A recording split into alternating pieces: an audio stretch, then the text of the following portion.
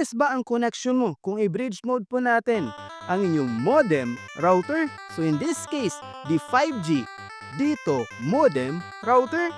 This is usually the first question na nag-pop up po sa mind natin if we talk about bridge mode. So the straight answer to that is no. Then bakit i-bridge mode pa po natin ang modem router? Hindi naman pala bibilis ang inyong connection. That is a very valid, pero depende pa rin po yan sa sitwasyon at sa gusto po ninyo. So para hindi na po tayo tatagal, i-bridge mode na po natin ang ating 5G dito modem router. So open lang po tayo ng web browser, input dito 5G modem router's default IP address. And that is the 192.168.8.1. Then, enter lang po natin sa login page sa ating dito 5G modem router. Then, login lang po tayo sa ating dito 5G modem router gamit ang password na makikita po natin sa likod ng ating dito 5G modem router. Now, login. Navigate na po tayo sa advanced, sa router, dito sa bridge mode. Now, slide lang natin. Wait ng ilang segundo. At yun, bridge mode na po ang yung 5G modem router. Ang bilis lang, di ba? Actually mga ka-IT, this is the fastest at pinakamadali na modem router na na-bridge mode ko. Ever since na nag-bridge mode po ako ng mga modem routers. Check nga natin. So kung unbridge, makapag-speed test po tayo.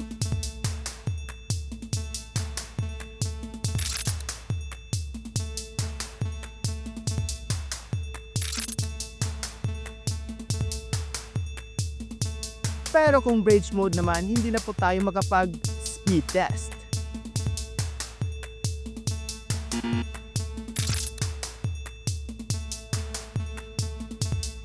Now, why bridge mode dito 5G modem router?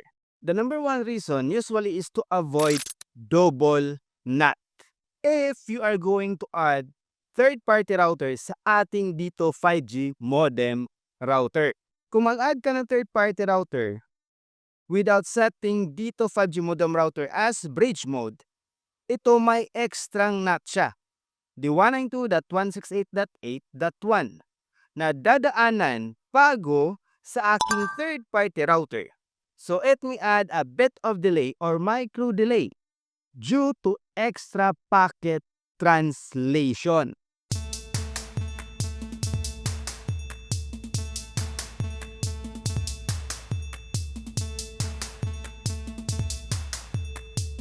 Matik na CGNAT IP na to my third-party router's IP address. So wala nang local double NAT.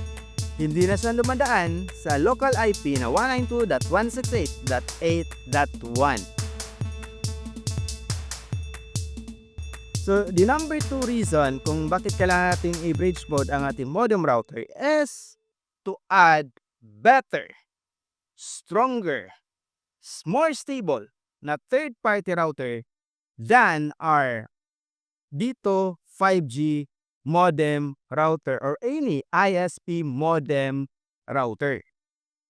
Ito kasing si 5G modem router mga ka-IT or any ISP modem router na meron po kayo, marami na pong trabaho yan. Siya na yung modem, siya po yung router, siya po yung sa Wi-Fi.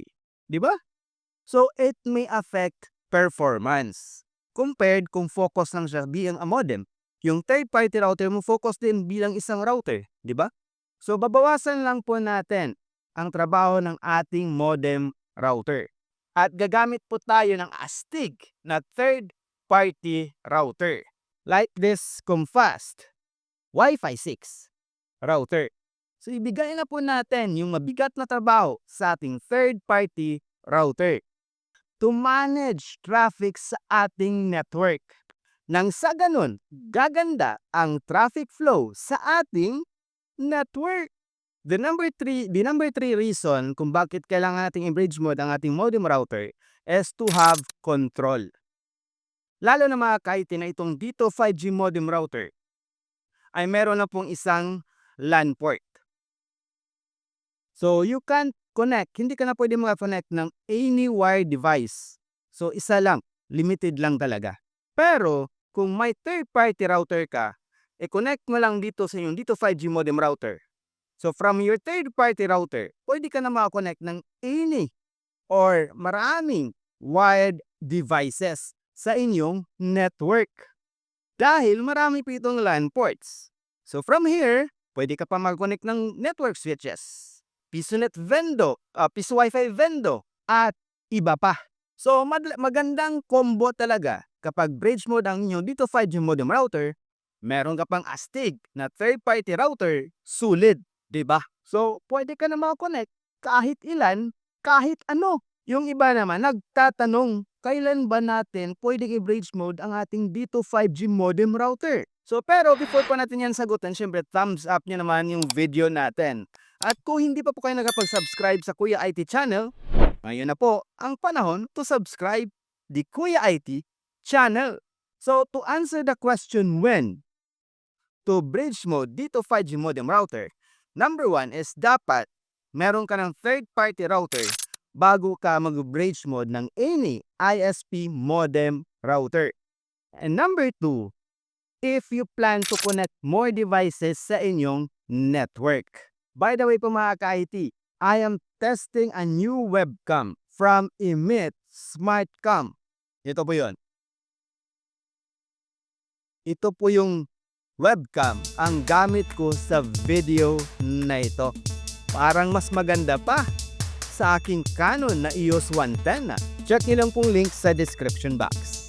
At alam niyo po ba mga ka-IT na itong dito 5G modem router, magandang pang backup plan sa inyong PLDT fiber connection or any ISP fiber connection like the Globe, Converge, PLDT, at iba pa. Iba na ang may backup plan. Gusto mo malaman kung paano? Watch this!